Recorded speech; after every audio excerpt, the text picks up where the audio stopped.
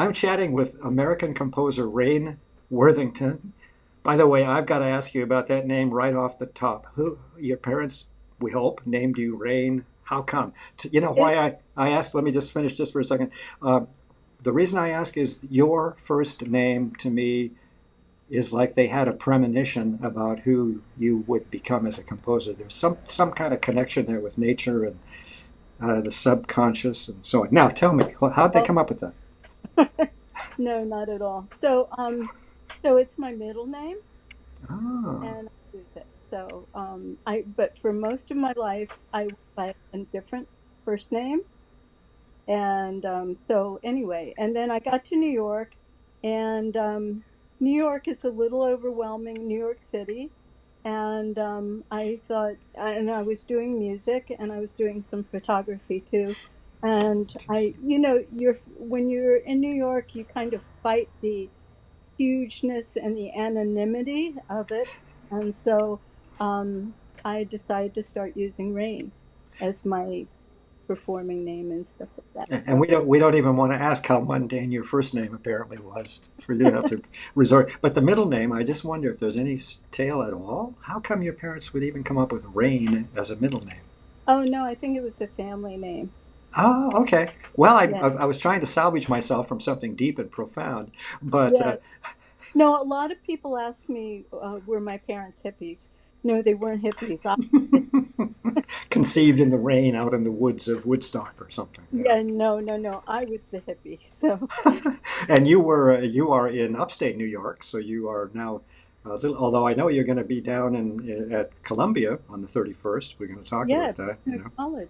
Yeah. We are talking about a whole lot more than, but let's bring up the main reason we're getting together here today. We're going to talk about Dream Vapors, Hmm. selected works for orchestra. It is your first recording of orchestral works. They cover a span of years. I'm going to ask you about that, the recordings of these various pieces. It's came out, I think, in 2017 or 2016, Mm-hmm. released by Navona Records, which puts out this tremendous array of just amazing, interesting music and musicians. So we're Yeah, gonna. they're part of Parma Recordings, and they're great. Parma Recordings has been great for me. That's Bob Lord, right? Yes, yes. Quite a guy. The amazing Bob Lord. All of my composer friends who also work with him just go on and on and on about him. So he's very much hands-on and very much involved, apparently. Oh yeah, and the whole team at Parma. I mean, they're so respectful of musicians, and they're so professional and just top notch. You know. Well, that was a good plug. We did a good job there for the biz. We're going to talk, delve a little bit into this very interesting CD and also very purposeful recording. You know what I mean? Uh-huh. And we're going to go there. Yeah, But you just got back from Brazil. Tell me about that. What was that all about? that was incredible. That was such a great experience. The festival in Brazil is received a seed money grant from the New York Women Composers.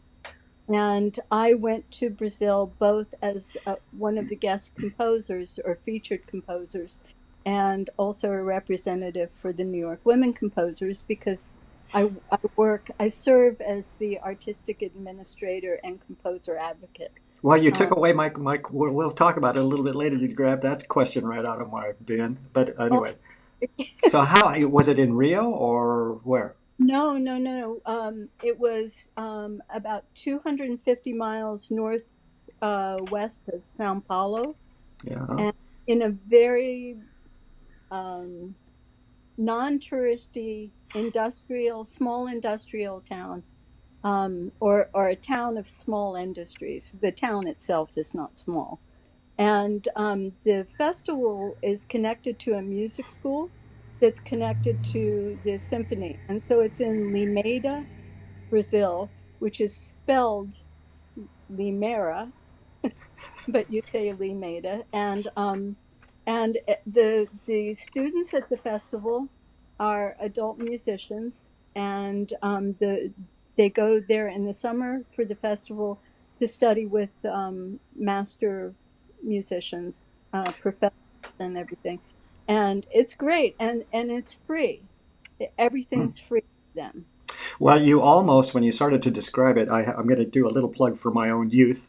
I spent some time in Brazil in my youth. I was one of those, apprentice conductors, I guess you would say, for Eleazar de Carvalho in Sao Paulo, the Sao Paulo Symphony, and I think that was kind of where you were. And we went way up into the I guess it's where the well, it is where the governor's mansion is, way up in the mountains, a little place called Campos do Jordão, and I almost thought you were going to tell me that you had visited there, a very small little city in the mountains. Wonderful. We might have been near there. Aha, I wouldn't doubt it. Did you ever get to the governor's mansion No, we for a didn't. reception? No, we Anyway, it was the first time, and then we're going to get serious here, but it was the first time, this is how naive I, as a young American, was in my early 20s. I had no idea you could actually mix meats. You know what I mean? Chicken here, sausage there, beef, Oh, those cafeterias, those meat cafeterias. I knew there was going to be a lot of eating of meat, which I don't do all the time. But anyway, the nice thing is I did try to learn a little Portuguese It's hard. before I, and that was neat because at the last concert of the festival, I learned enough that I could read it with the correct pronunciation on my phone, and speak to the audience in Portuguese. Ah, all I can Which, say is all I can say is obrigado. oh yeah, That's about it. That was about it. I'm a little better, but not much. It's a very fascinating, very romantic, delicious language. it's Okay. great. Well, I've Yeah, asked you about your first name. Turns out I was not onto something, but I do want to talk about a little quote that you have in your program notes that I think really is very, very interesting. It says, you know, uh, because you said that impulses for new pieces have ranged from the sounds of New York City garbage trucks backing up late at night. I know very well that experience, expression of a sigh to a deep of a careening bike race through dark fog, and on and on. And it makes me want to ask you, the title of Dream Vapors, I don't think I'm wrong on this one, and we'll talk about it a little bit later. It's a wonderful title, but there is not, or is there, a composition, certainly not on the CD, with the title Dream Vapors. Dream Vapors describes a whole thing, right? right, right. Yeah, and there's no composition. There's no Dream Vapors composition on there, but a lot of my work. I mean, one thing about being a composer is that your life just goes into, at least for me, goes into the music and becomes kind of a soundtrack in your mind as you're living your life, and different things go into it. And some of the compositions have come from direct environmental things, like you said, like garbage trucks backing up. You'll hear something, and I'm sure this happens with other composers. You'll hear something, and it'll just start your mind going on a musical tangent. So, the garbage trucks, I can tell you which piece that it relates to. Please do. That one is Yet Still Night, Of and course. and the garbage trucks had this beeping sound, ding da ding da ding da, in New Oh, of York, course. something like that. Not quite two tone, but as two tone as that. But anyway, I would often write late at night, and so all the other city sounds were quiet except these garbage trucks beeping as they backed up. It's the backup sound. So At least it was a two pitched sound. I think Usually it's it was just that it. annoying. Yeah, no, no, it wasn't quite like that. So, so Yet Still Night kind of came from hearing that. It just got my mind going. And the Um, sorry. Go ahead. No. No, no, no. I'm supposed to keep my mouth shut. Please Oh, no, continue. no. And then the one that came most directly from a dream is Dark Through Fast Winds. And that was actually a dream, of being on a bike at night, Mm. um, with going through dark fog on this road and going very fast through kind of dark winds and fog, and realizing I didn't have any brakes. The bike didn't have any brakes, and I couldn't see anything. I couldn't see ahead of me. Terrifying. It's terrifying, but it also, the dream alternated between feeling absolutely terrified and moments where you just know there's nothing you can do about it. So you just, this calmness comes over you. And so it's kind of alternating between being those two states of mind. And that's one piece that really did come directly from a dream. But the title Dream Vapors, just to get back to that, is I did an interview. Marvin Rosen of WPRB in Trenton, New Jersey, did an interview with me, and we talked about the title. And I said to him, I said, I don't know whether this happens to other people. I'm sure it does. I'm not so unique in this way, but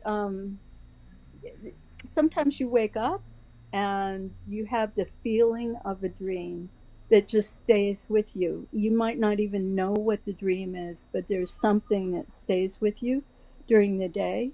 And so that I call that dream vapors, and sometimes that goes into the music. And And there's a little something else, I think, unless I'm wrong. Once again, we'll get to it in a bit. But obviously, you're a very intuitive composer. You are also self-taught, and yeah, this just always blows my brains out. By the way, I hated composition; it's so hard.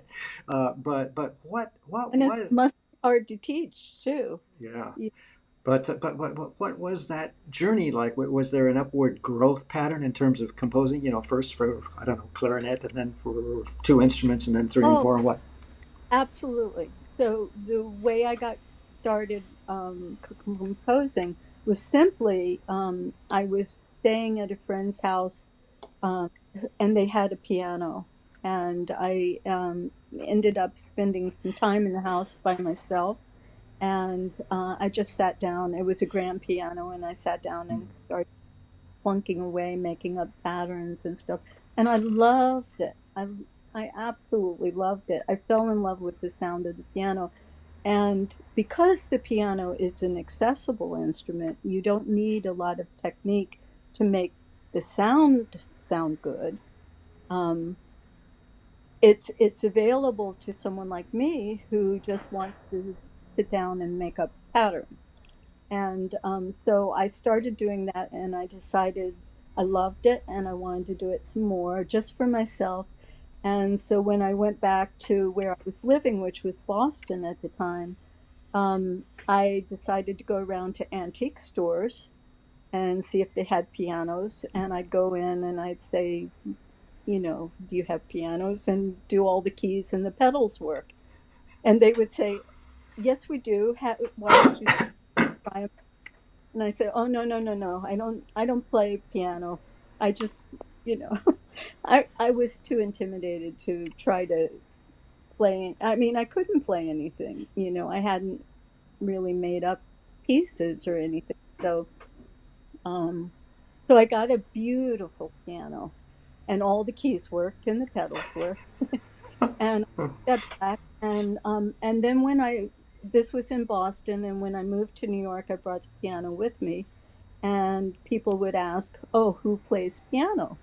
And because I was living in Soho, and it was a very great time for the arts in Soho, and so they said, "Who plays piano?" And I said, "Oh, I just make up things." And eventually, I played a couple of pieces, and people encouraged me to, you know, kind of go to a place like the kitchen and, play a piece and see if I could do a concert there. We're going to And talk about that in a little bit. I'm absolutely intrigued about so that how. started, Yeah. um, just making up pieces and memorizing them. And then I've grown into, like, writing for other instruments and writing for orchestra.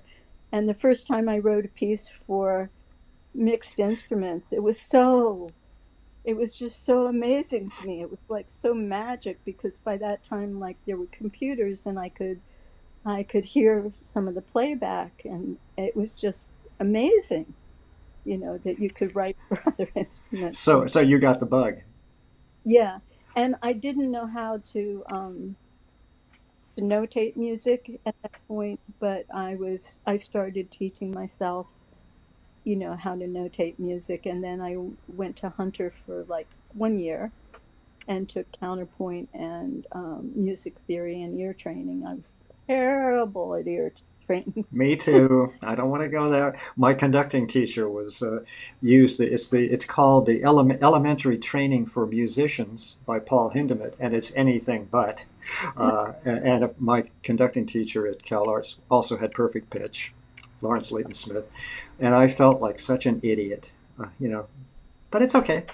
Yeah, yeah. It was I couldn't I still can't hear the difference between whether a note is higher and lower.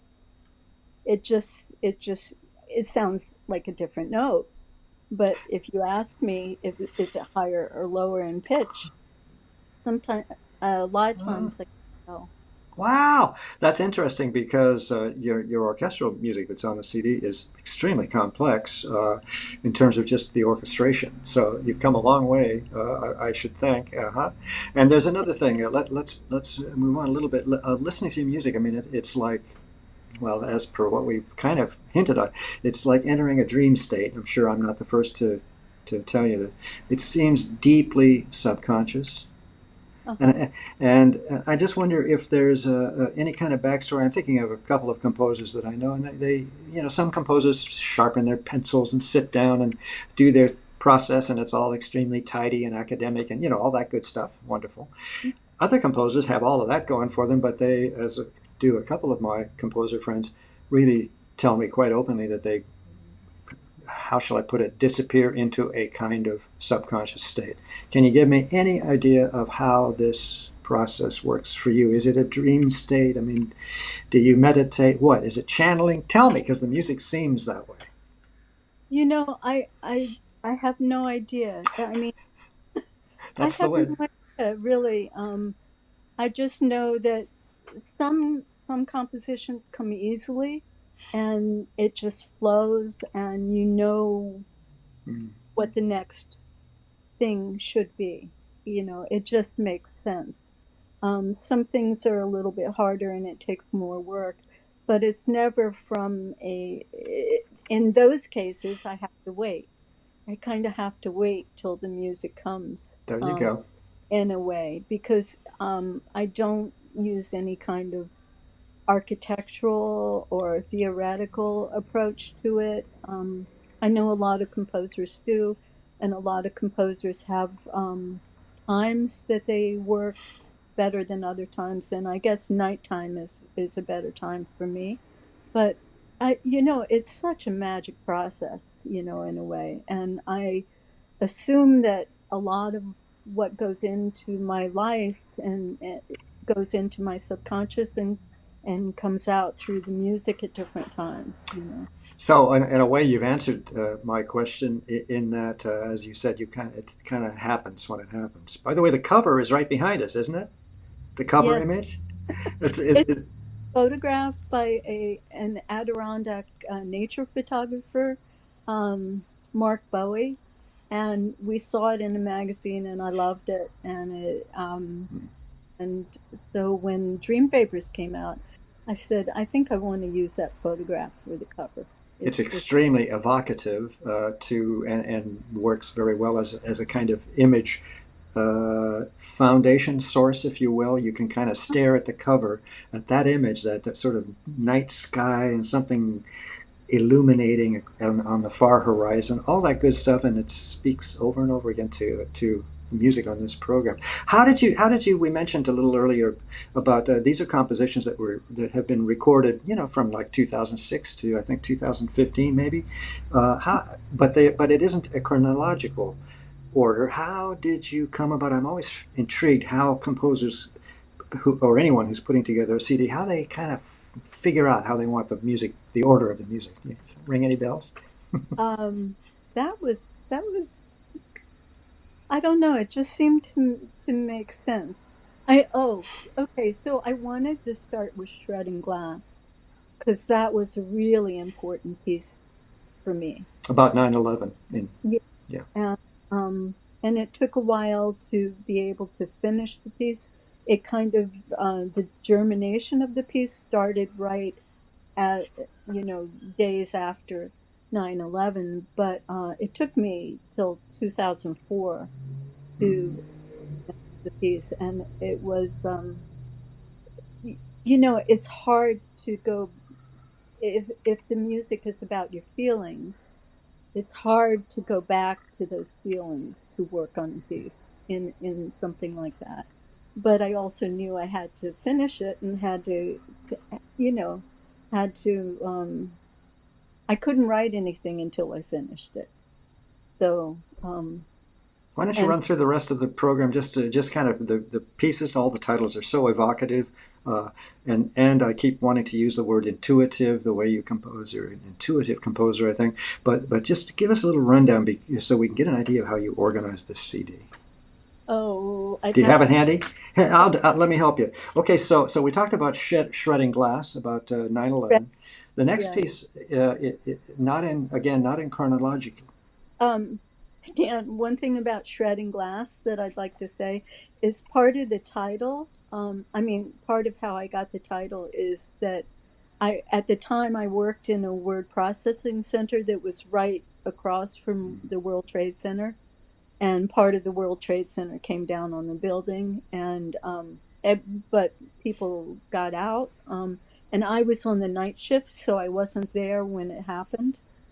I had left at 2 in the morning, but part of the title came as in the word processing center we had shredders, all over the place, right? And so the idea the idea of shredding glass seemed, the combination of a shredder and glass, seems so impossible, and yet that seemed to be what happened. And you know it's a conflation. Shredding, as you've just described, like a paper shredder, and glass, shattering glass, but shredding glass is brilliant. it, Next one is reversing mirrors in the quiet. Now, give me a break. That's like stepping through the looking glass. That's complex. um Yeah, then it was meant to be like the changes of perception in terms of and the change of levels of subconsciousness and consciousness, kind of the way a reflection on glass sometimes you can see through, sometimes it's transparent, sometimes it's opaque, depending on the light, and sometimes translucent. And so it was kind of reversing that, you know, And looking at I'm what, not going to run through the whole program because we're already at about 23 minutes. Uh, oh, but but the point is, let's just give me a little bit about the last piece on the CD of Time Remembered. um, again, that came from a dream. And in the dream, I was going through corridors, kind of, uh, different rooms, different corridors. And so to me, it was kind of like memories that are kind of shadows on walls You mentioned of rooms or corridors, or you know um, so that's what it was. gives me a tiny little shiver of the creeps there. Not Shadows of forms on walls. meant to be creepy. Just kind of emotional, evocative and emotional. And as a woman, self-taught composer, sounds to me like I'm playing devil's advocate. Sounds to me like two strikes against you in a male-dominated world of composers and academics. What was that journey like? Was it tough? Was it hard? Were you embraced? What is that? What was that? Well, the thing is, sometimes it works against you, and some in ways that you don't even know. And sometimes it works for you, um, in the sense that at least in my life, there have been some wonderful men that have been mentors to me and just so generous and helped me in my career. I mean, major figures in my life that have helped me. Like your Um, husband? my husband, definitely. Bob Lord, and Parma Recordings was great. But from the very first piano concerts I did, when I was living in Soho, before I knew how to write music, Charlemagne Palestine was a composer and pianist who had a loft and a beautiful Bösendorfer piano. Wow. And I had gone to the kitchen to try to get a concert. The kitchen was a big performance space. Yeah. Okay. Thanks for getting us clear about that. For a minute earlier, I thought, oh, she went to the kitchen, a woman kitchen. I got a little confused. Ah, yes, of course. At that time, it was the major performance space for downtown musicians in Soho and New York City. And so I had gone there, and I obviously was not ready to do a concert because I just froze up, while I was trying to play one of my pieces. And so Charlemagne was someone that was living in Tribeca at the time, which is another area just below Soho. And I asked his advice, and he said, "Well, why don't you play some of your pieces for me?" So he took me to his loft, and I sat down and played some things. And he said, "Well, why don't you do a concert at my loft?" Because What? a Sweet. lot of musicians were doing loft concerts. He was doing loft concerts of his own music, and he was just so generous. And By the it way, only in New York can a person live in a loft and have a Bosendorfer. I mean, only in New York City do these. was an Old Spice loft, so Oh, every time you went in it just smelled so oh. wonderful. And tell me about that club scene. You in your little liner notes, you mentioned leading two bands, and I thought, what? Go. Yeah. So I had terrible stage fright as a solo pianist. So I decided at some point this was really tough to go out there and do it on my own. And so I decided that I wanted to work with other musicians. Again, this was before I studied any music. And so I found some musicians and formed two really interesting groups. And I would come in with a structure and they would improv on top of it. And we kind of set the pieces, and then I would go out and kind of try to get gigs. And so I got gigs that I was successful. I went out with my demo tape of the bands and That's got gigs hard. That is so hard. place. Yeah, but it was great. We played all over New York City. Um, and the first band I had was Zone, and it was bass, guitar, drums, percussion, saxophone, and me on keyboard. And then at some point, we added a singer to do very dark versions of Over the Rainbow and things like that.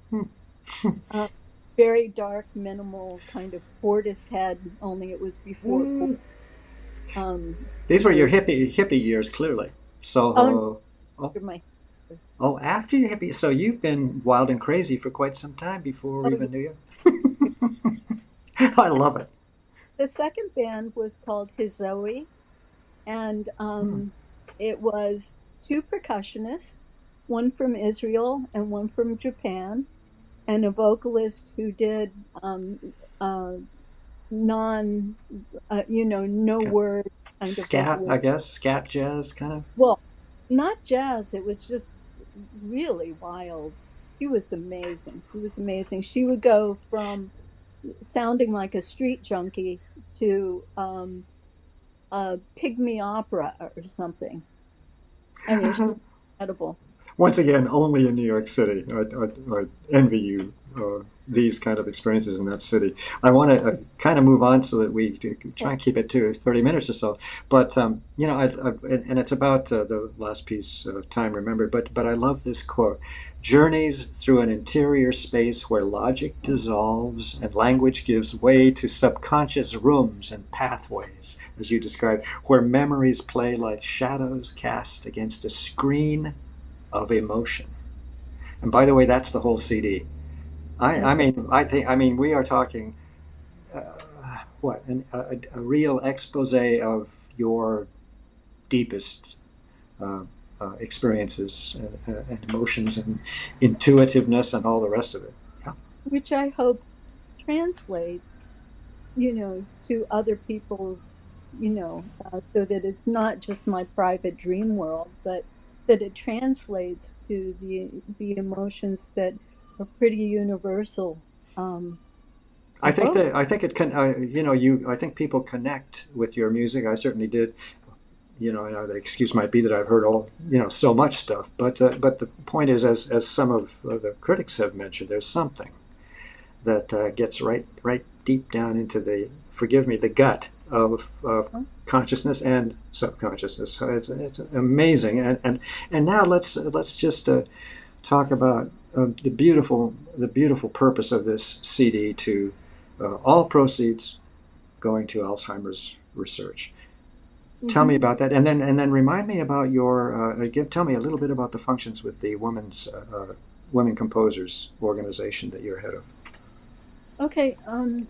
So after the CD, when the CD was being released, my mother had lived with us at for a period of time, a year and a half, while she was progressing through dementia.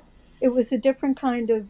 It wasn't Alzheimer's per se, but it's a type of dementia, and it is too. And so it was a heartbreaking experience, and I wanted to.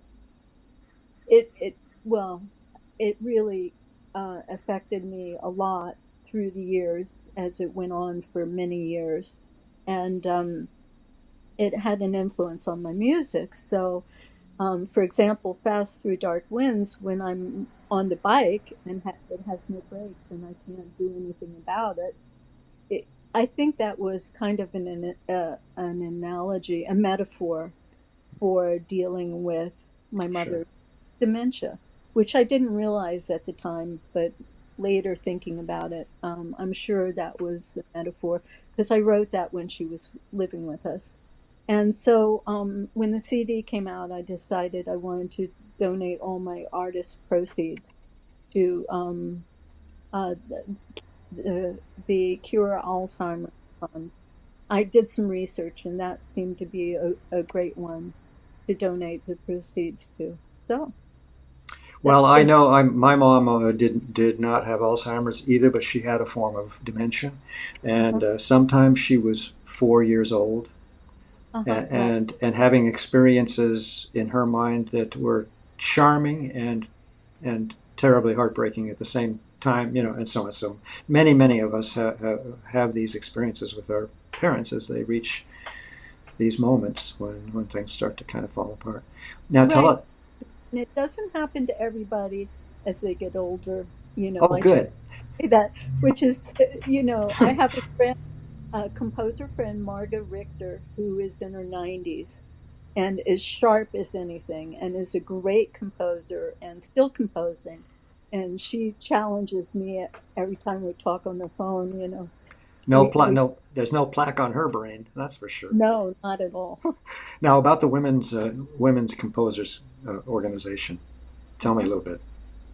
Well, it's basically, I mean, some people say, is there really a need for it? And yes, there is a need for it because women still aren't receiving kind of, they're still underrepresented, represented in the field. And so it's really about not it's not women over men. It's not a battle of the sexes. It's just to help kind of redress this situation, um, for equal representation. Because the truth is, these days, there are probably, it's pretty fairly balanced between men and women composing music.